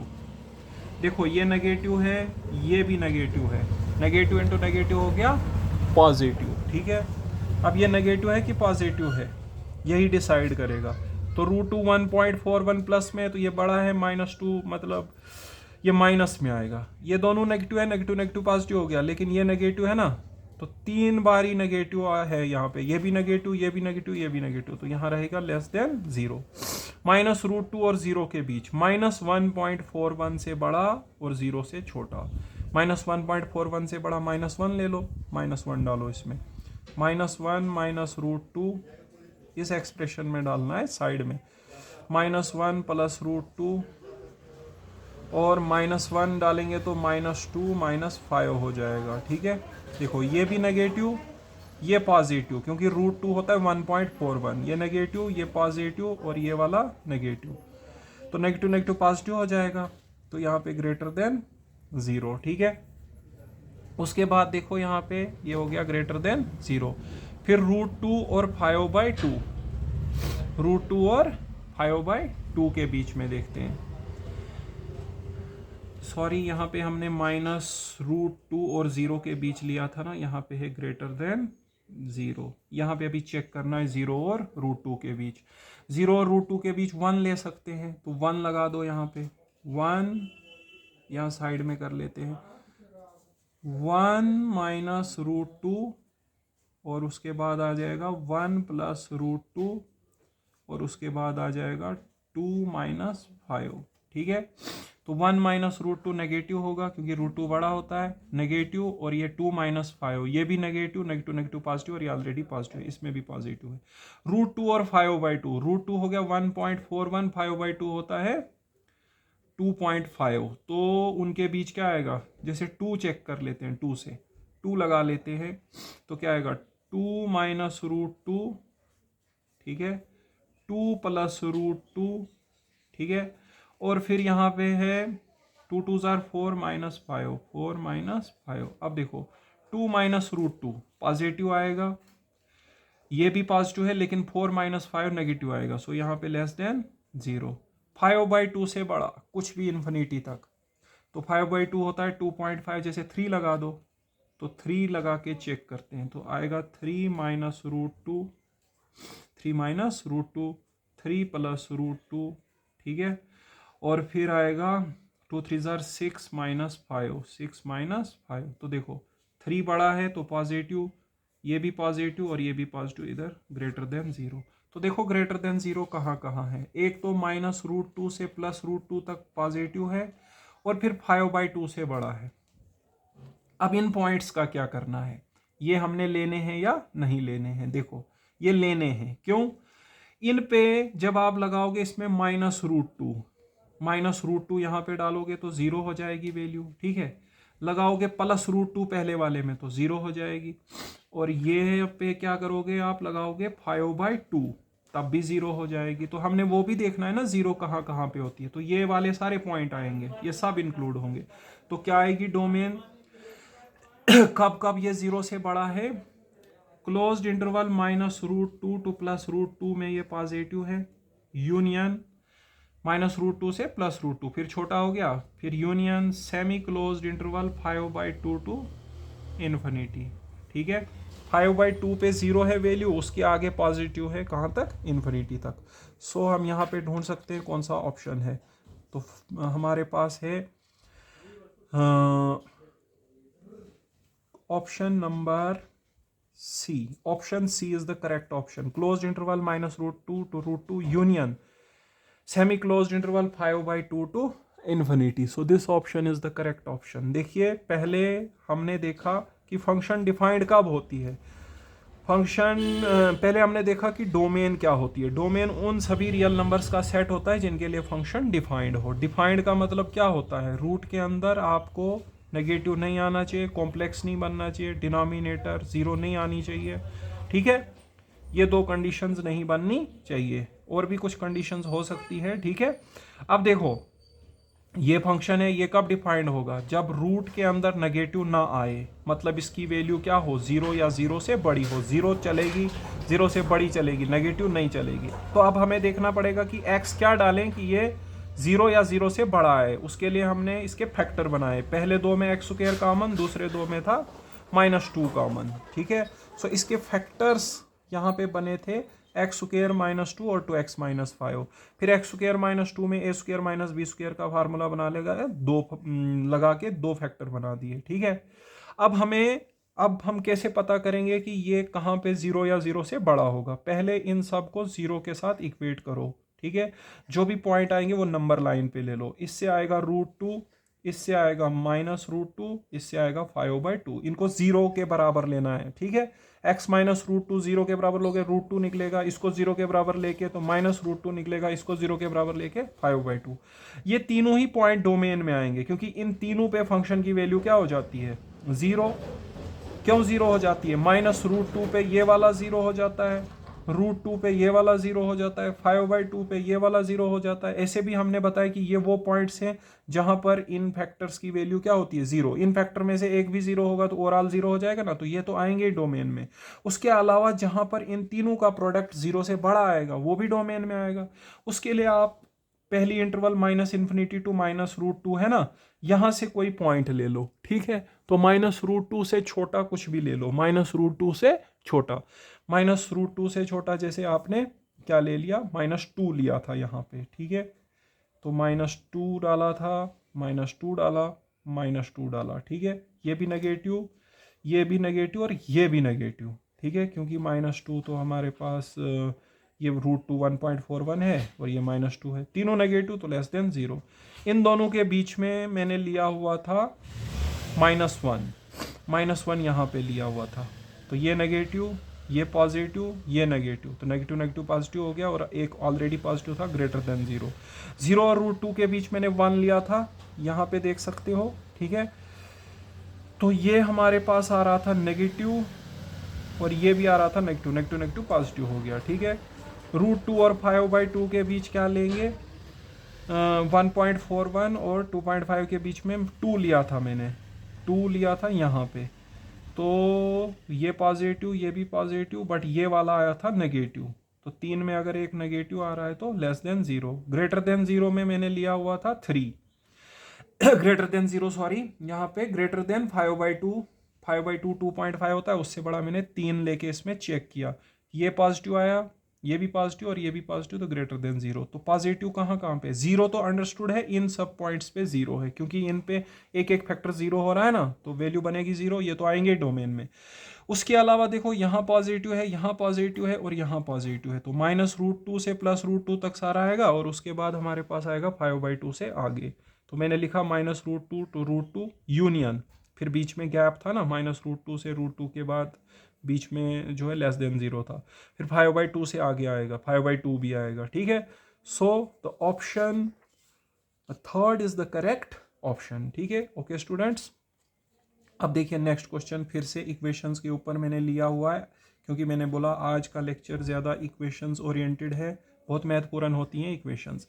पहले एक्चुअली नॉन होमोजीनस के दिखाए थे, अब होमोजीनस के। ये एनडीए में क्वेश्चन आया हुआ था, कौन से ईयर में आया हुआ था उतना मेरे को पता नहीं है, ठीक है, क्योंकि वो वहाँ मेंशन नहीं था, बट ये एनडीए में आया हुआ था, ठीक है। अब देखिए यहाँ पे फॉर व्हाट वैल्यू ऑफ के the system of equation has trivial solution. अब देखो इक्वेशंस क्या है, 2x - y + 3z = 0, ठीक है।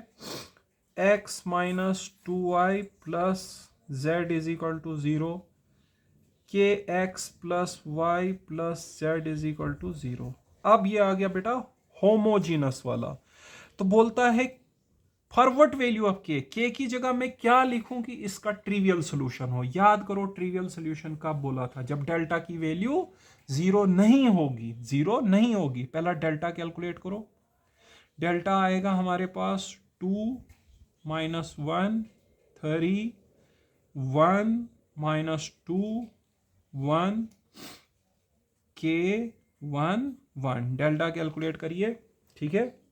सो आएगा 2, फिर यहाँ पे ये कॉलम ये रो छोड़ दो, -2 -1, फिर यहाँ पे -1 है, पोजीशन का भी माइनस होता है तो +1 हो गया, ये कॉलम ये रो छोड़ दो, 1 माइनस के आ गया बेटा, उसके बाद +3, ये कॉलम ये रो छोड़ दो, 1 + 2k, ठीक है।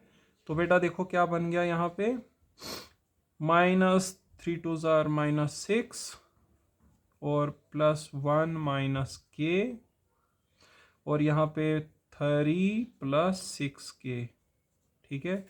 तो बेटा आ रहा है मेरे पास 3 तो 1 हो गए 4, -6 + 4 होते हैं -2, 3 1 हो गए 4, ठीक है। 3 और 1 हो गए 4, -6 + 4 होते हैं -2, 6k में से के गए तो 5k, ठीक है। तो डेल्टा की वैल्यू आ रही है बेटा -2 + 5k, ठीक है। एक बारी फिर से चेक कर लेते हैं, ठीक है। इक्वेशंस देखिए क्या दी हैं, 2x, सॉरी अच्छा नहीं 2x ही है, 2x - y + 3z, फिर है x - 2y + z, kx + y + z, ठीक है। तो हमने लिखा 2 -1 और 3, फिर 1 - 2 1, k 1 1, इसको खोलो ज़रा, ये कॉलम ये रो छोड़ देंगे, -2 -1, फिर ये -1 हो जाएगा +1, क्योंकि ये कौन सी पोजीशन है 1 2 1 2 पोजीशन में पोजीशन का माइनस लगेगा, ये कॉलम ये रो छोड़ देंगे, 1 - k, फिर 3 लेंगे, 1 + 2k हो जाएगा, ये बना था -3 और हो गए -6, 1 - k, यहाँ आया 3 + 6k, 3 और 1 हो गए 4, 4 में से 6 चले गए तो कितने बच गए -2, तो 6k -k 5k, ये आया है।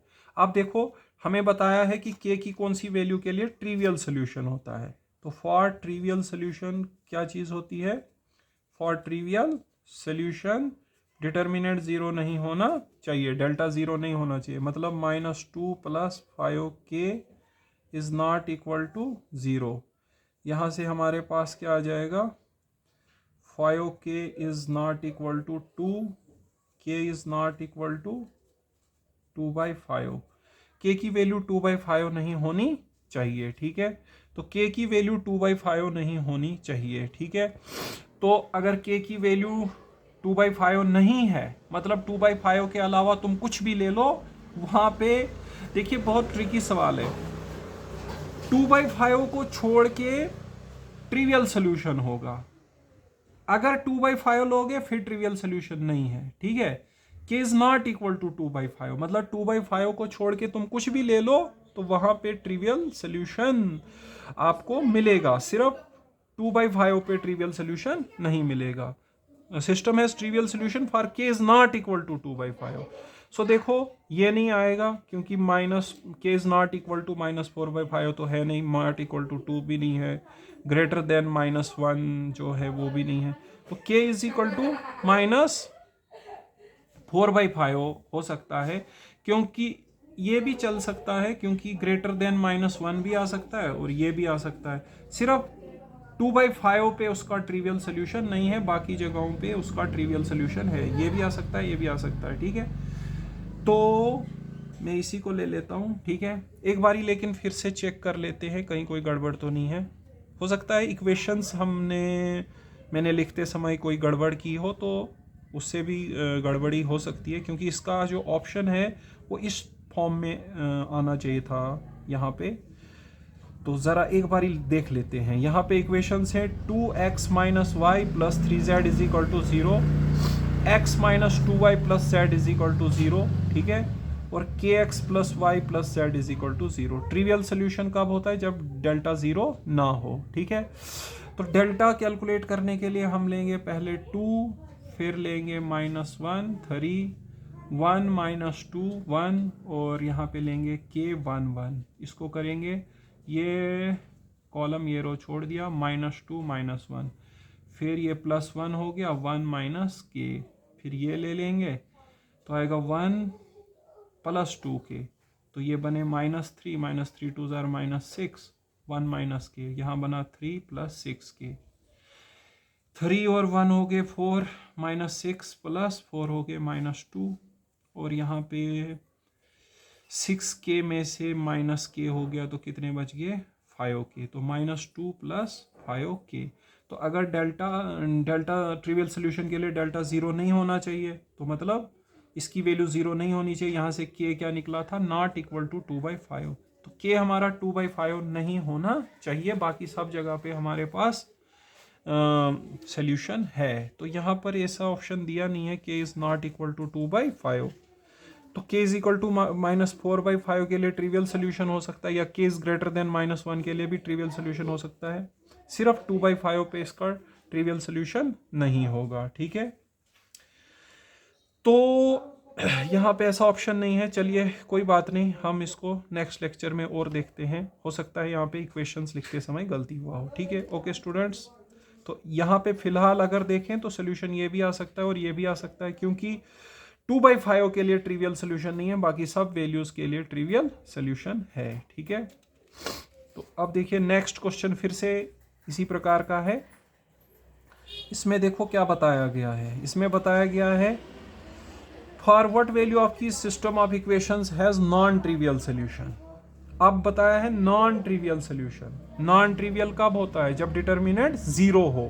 ठीक है, तो यहाँ पे देखो इक्वेशंस हैं, मैं सीधे डेल्टा निकाल लेता हूँ, दो इक्वेशंस हैं, तो x का कोएफिशिएंट है 1 और y का है 2, यहाँ x का कोएफिशिएंट है k और y का है -1, सो ये आएगा -1 -2k, सो डेल्टा निकला -1 -2k।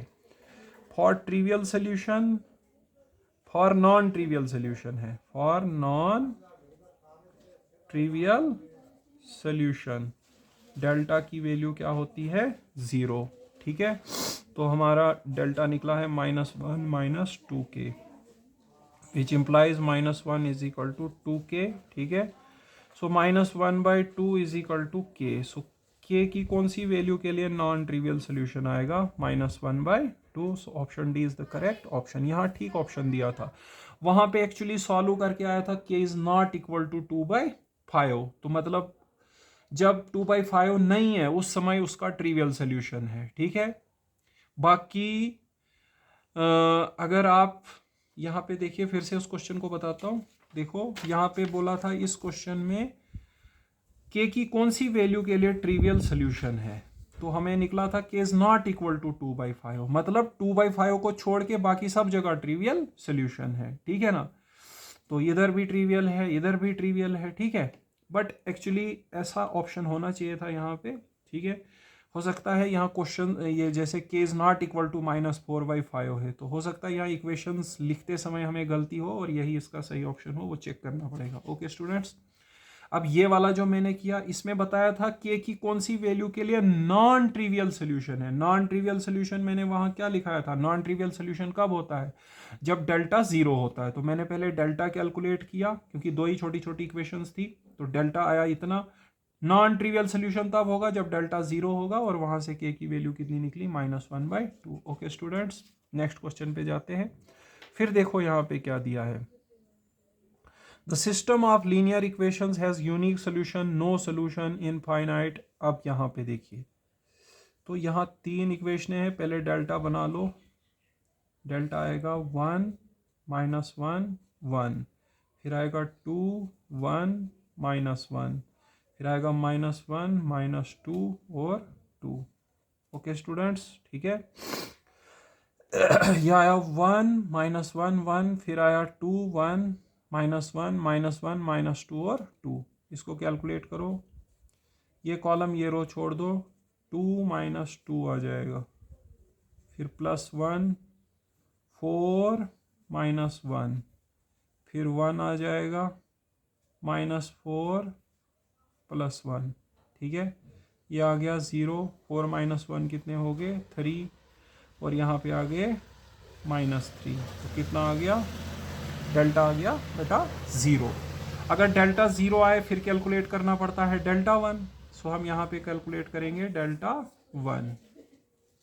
सो डेल्टा 1 कैलकुलेट करते हैं बेटा, डेल्टा 1।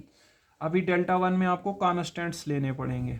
तो 3 है, 2 है और 1 है। फर्स्ट कॉलम को कॉन्स्टेंट से रिप्लेस, -1 1 -2। ये एक्चुअली नॉन होमोजीनस वाला है ना, तो नॉन होमोजीनस वाले में ऐसे करते हैं। ठीक है, पहले डेल्टा करते हैं, फिर डेल्टा 1 डेल्टा 2 डेल्टा 3 वो देखने पड़ते हैं।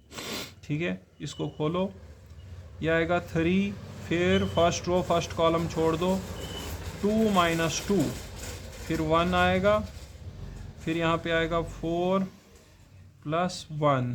ठीक है, फिर और 1 आएगा, ये कॉलम ये रो छोड़ दो, -4 -1। तो पहला हो गया था 0, फिर आया था 5, फिर -5, दूसरा भी 0 हो गया। ठीक है, फिर क्या करना पड़ेगा, डेल्टा 2 कैलकुलेट करना पड़ेगा। सो डेल्टा 2 कैलकुलेट करते हैं students, delta 2। Okay students, delta 2 calculate करें। डेल्टा 2 में अब दूसरी रो को आपने कांस्टेंट से रिप्लेस करना है। पहली रो तो वही रहेगी 3 2, पहली रो रहेगी 1 2 -1।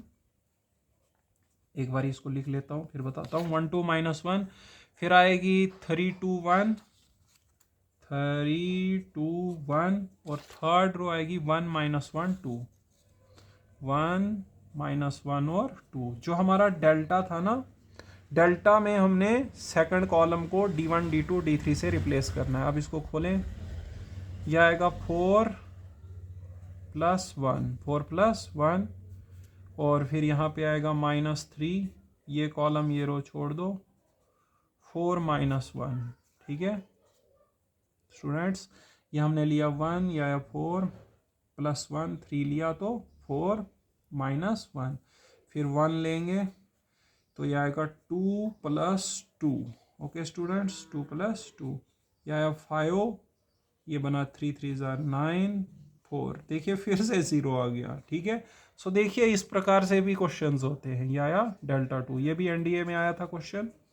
देखिए जो एनडीए में आया है वो जेकेसीटी में आ सकता है, जो जेकेसीटी में आया वो एनडीए में आ सकता है, जो जेई मेन में वो जेकेसीटी में आ सकता है। ठीक है, ये क्वेश्चंस जो है सभी एग्जाम्स के लिए कॉमन है। ठीक है, तो डेल्टा 3 करते समय पहली रो तो यही रहेगी 1 2 -1, दूसरी रो हमारी है -1 1 और -2, -1 1 और -2। ठीक है, और 1 -1 2 जो है उसकी जगह लिखना पड़ेगा 3 2 1, 3 2 1। इसको खोल लेते हैं। ठीक है, तो इसको खोलेंगे तो आएगा 1, ये कॉलम ये रो छोड़ दो, 1 + 4, फिर +1 आ जाएगा, ये कॉलम ये रो छोड़ दो, 2 + 2 आ जाएगा, फिर +3, ये कॉलम ये रो छोड़ दो, -4 + 1। तो स्टूडेंट्स ये आ गया 5, ये आ गया 4, और ये आ गया -9। So this is also 0। तो यहाँ पे डेल्टा = डेल्टा 1 = डेल्टा 2 = डेल्टा 3, सारे के सारे 0। तो अगर डेल्टा 0 है उसके बाद ये तीनों 0 निकले तो कितने सोल्यूशन होते हैं, infinite solution. So infinitely many solutions is the correct option. So इस क्वेश्चन में सबसे पहले हमने डेल्टा कैलकुलेट किया, 0 आया, फिर डेल्टा 1 कैलकुलेट किया, वो भी 0 आया, उसके बाद हमने डेल्टा 2 कैलकुलेट किया, वो भी 0 आया, डेल्टा 3 कैलकुलेट किया, वो भी 0 आया, सब 0 आए तो infinite solutions. Okay, next question देखिए, हमें बताना है ये जो फंक्शन है इसकी डोमेन क्या है। AIEEE में क्वेश्चन आया हुआ है, जो पहले JEE मेन होता था उसी को हम AIEEE के नाम से पहले जानते थे, फिर बाद में उसको JEE मेन कर दिया है। ठीक है, सो यहाँ पे जो फंक्शन है f(x) = 1/√mod (x - x), हमें इसकी डोमेन बतानी है। देखो ये रेशनल फंक्शन है, तो डोमेन होती है हमारे मतलब p/q की फॉर्म है इसकी, रेशनल फंक्शन है। ठीक है, रेशनल फंक्शन के जैसा है, हालांकि ये रेशनल फंक्शन नहीं माना जाएगा क्योंकि रेशनल फंक्शन में px और qx जो है वो हमारे पास पॉलिनोमियल फंक्शंस होने चाहिए। ठीक है, बट यहाँ पे कुछ और है। ठीक है, सो देखो यहाँ पे इसको आप सिंपली रेसिप्रोकल फंक्शन मान सकते हैं। तो देखो आपके पास डोमेन होता है एक्स की उन सभी वैल्यूज का सेट, उन सभी रियल नंबर्स का सेट जिनके लिए फंक्शन डिफाइन है। ये फंक्शन कब डिफाइन नहीं होगा? जब डिनोमिनेटर जीरो होगा।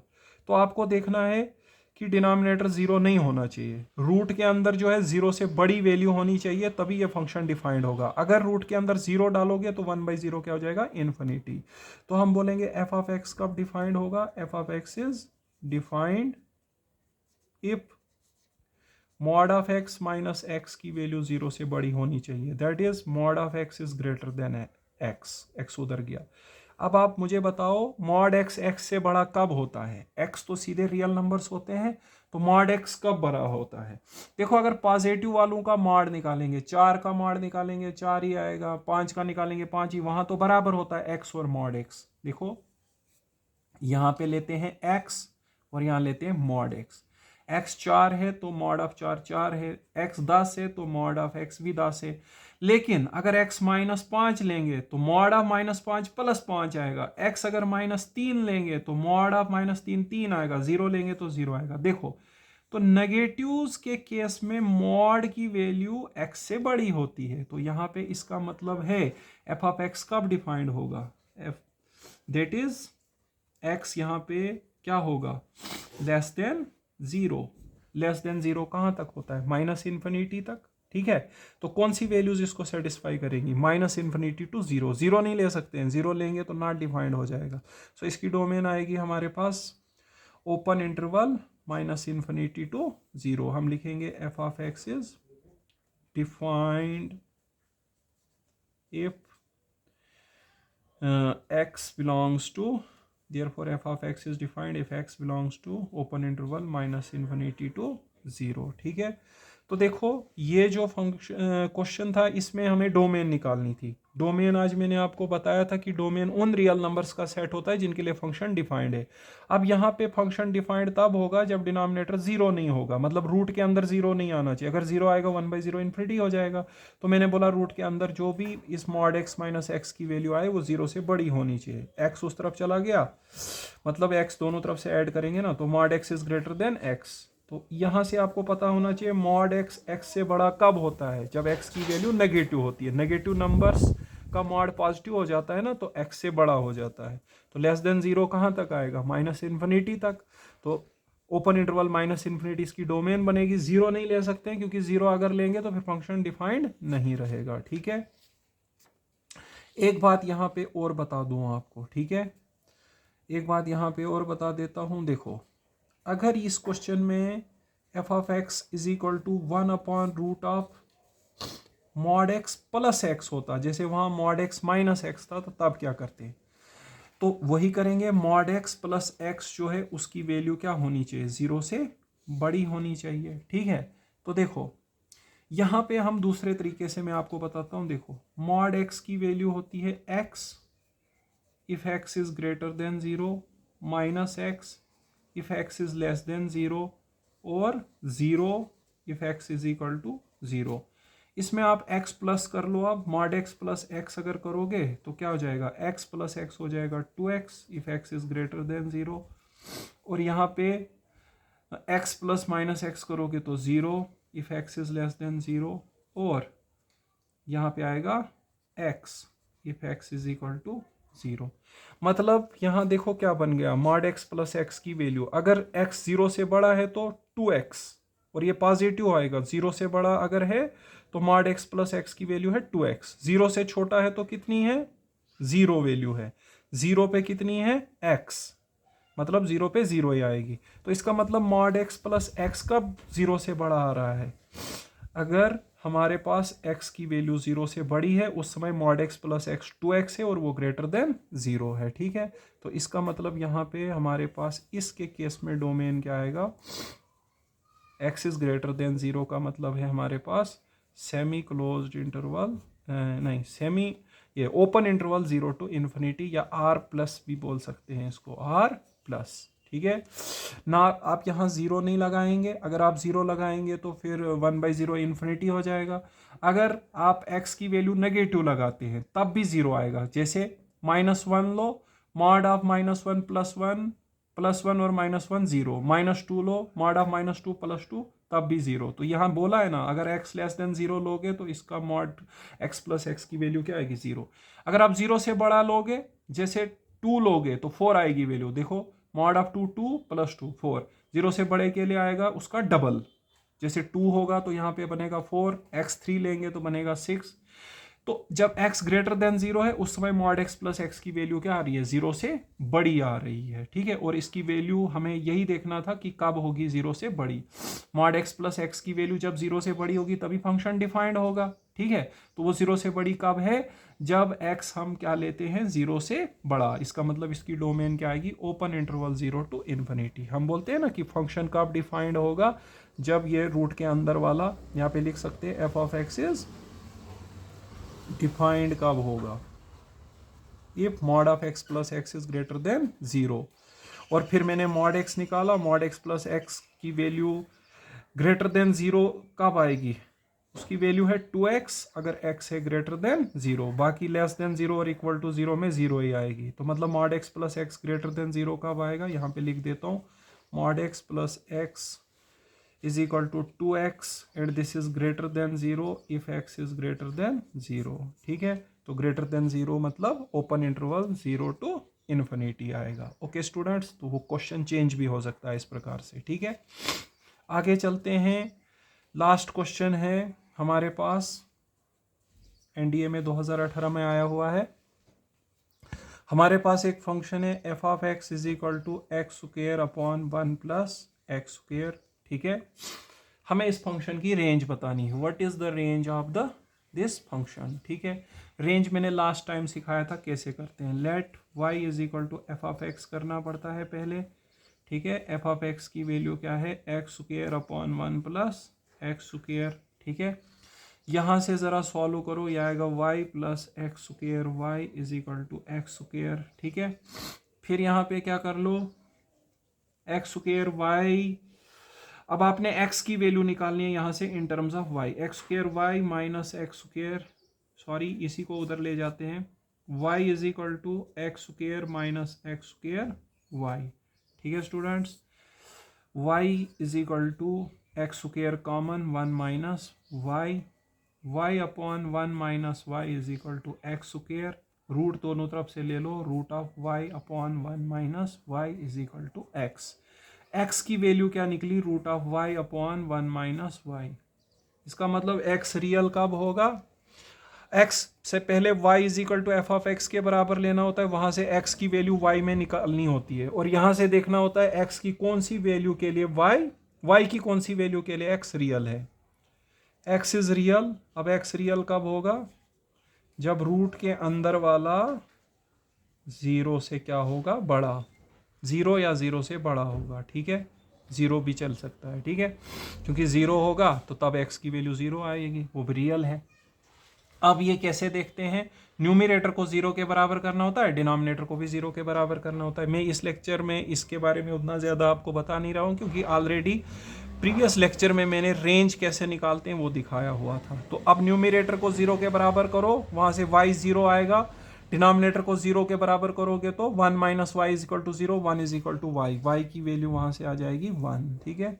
सो ये हम ले लेंगे हमारी real line, minus infinity two plus infinity, ये हमारा आ गया बीच में जीरो।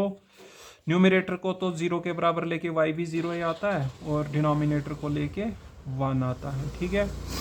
तो देखो अब हमारे पास एक्चुअली यहाँ पे है y अपॉन 1 माइनस वाई की साइन देखनी है, ये कब greater or equal to zero होगा। देखो अगर आप इसमें डिनोमिनेटर में 1 नहीं लगा सकते हो, क्योंकि 1 लगाओगे तो इनफाइनाइट हो जाएगा। न्यूमिनेटर में आप जीरो जब लगाओगे उस समय इसकी वैल्यू होगी जीरो, तो 0 पॉइंट आएगा डोमेन में, 1 पॉइंट नहीं आएगा, 1 पॉइंट पे फंक्शन डिफाइंड नहीं है।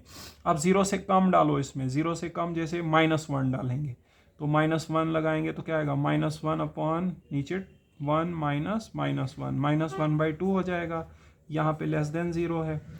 1 और 0 और 1 के बीच में, 0 और 1 के बीच में जैसे 1/2 लगा दो, 1/2 अपॉन 1 माइनस 1/2, तो 1/2 अपॉन 1/2, 1 आ गया, यहाँ पे ग्रेटर देन जीरो। 1 से बड़ा लगा दो, 1 से बड़ा जैसे 2 अपॉन 1 माइनस 2, तो नीचे नेगेटिव बना, लेस देन जीरो। ज़ीरो भी आएगा क्योंकि ज़ीरो पे वैल्यू हो जाती है ज़ीरो, वन नहीं आएगा, वन पे फंक्शन डिफाइंड नहीं है, और जीरो वन के बीच में फंक्शन की वैल्यू क्या है इसकी, वो है ग्रेटर देन ज़ीरो। इसका मतलब इसकी डोमेन आएगी सेमी क्लोज्ड इंटरवल 0 to 1। ठीक है, सो यहाँ पे करेक्ट ऑप्शन है semi closed interval 0 to 1। First option is the correct option. यहाँ पे हमारे पास क्या लिखेंगे, डोमेन क्या आएगी, सेमी क्लोज्ड इंटरवल 0 to 1। क्यों, देखिए यहाँ पे फिर से आपको बताते हैं। हमारे पास जो फंक्शन था वो था x square upon 1 plus X square. सबसे पहले इसको y के बराबर लेना होता है और यहाँ से फिर x की वैल्यू निकालनी होती है। इनको क्रॉस मल्टीप्लाई करा, ये एक्स स्क्वायर वाई उस तरफ ट्रांसफ़र हुआ, फिर मैंने एक्स स्क्वायर क्या किया कॉमन, ये इधर डिवाइड में आ गया, रूट लिया दोनों तरफ से, x की वैल्यू आई root of y upon 1 minus Y. अब x रियल कब होगा, जब y अपॉन 1 माइनस वाई की वैल्यू 0 या 0 से क्या होगी, बड़ी। अब इसको कैसे देखेंगे, ये कब 0 या 0 से बड़ा है, ये कब 0 या 0 से बड़ा है। 0 तो तब होगा जब न्यूमरेटर 0 होगा, ठीक है, और 0 से बड़ा कब होगा वो देखेंगे। तो पहले आपने क्या करना है, न्यूमरेटर को 0 के बराबर इक्वेट करना है, डिनोमिनेटर को भी 0 के बराबर इक्वेट करना है। वहाँ से जो पॉइंट मिलेंगे वो नंबर लाइन पे प्लॉट कर देने हैं। तो वहाँ से मिले थे पॉइंट 0 और 1। देखो 0 हम ले सकते हैं क्योंकि 0 न्यूमरेटर में डालेंगे तो 0 बनेगा, नीचे बनेगा 1 माइनस 0, तो 0 आएगी वैल्यू। 1 नहीं ले सकते हैं, 1 पे डिनोमिनेटर 0 हो जाएगा, फंक्शन नॉट डिफाइंड हो जाएगा। 0 से कम कुछ लोगे, 0 से कम जैसे आप क्या लोगे, 0 से कम -1 लोगे तो नेगेटिव आती है वैल्यू, ठीक है। 0 और 1 के बीच अगर लोगे, 0 और 1 के बीच क्या लोगे, जैसे 1/2 लोगे तो पॉजिटिव आती है वैल्यू। और अगर 1 से बड़ा लोगे, 1 से बड़ा जैसे 2 ले लोगे तो क्या आती है वैल्यू, नेगेटिव आती है। 2 अपॉन -1 आया था ना, सो 0 आएगा वहाँ पे वैल्यू फंक्शन की, इस फंक्शन की 0 है। और 0 से बड़ी वैल्यूज जो है कहाँ तक, लेस देन 1 तक, वहाँ पे ये फंक्शन पॉजिटिव है। तो यही देखना था कि ये कहाँ कहाँ पे 0 या 0 से बड़ा है, y की कौन कौन सी वैल्यूज़ के लिए ये 0 और 0 से बड़ा है, उन वैल्यूज़ के लिए x रियल निकलता है, ठीक है। तो यहाँ पे हम लिख भी सकते हैं x इज रियल अगर हमारे पास y किस में बिलोंग करता है, सेमी क्लोज्ड इंटरवल 0 to 1। तो y की जिन वैल्यूज़ के लिए आपका x क्या निकलेगा, रियल, उन्हीं का सेट कहलाता है डोमेन। ओके स्टूडेंट्स, तो इस लेक्चर में हम यहीं तक पढ़ेंगे। Okay, thank you.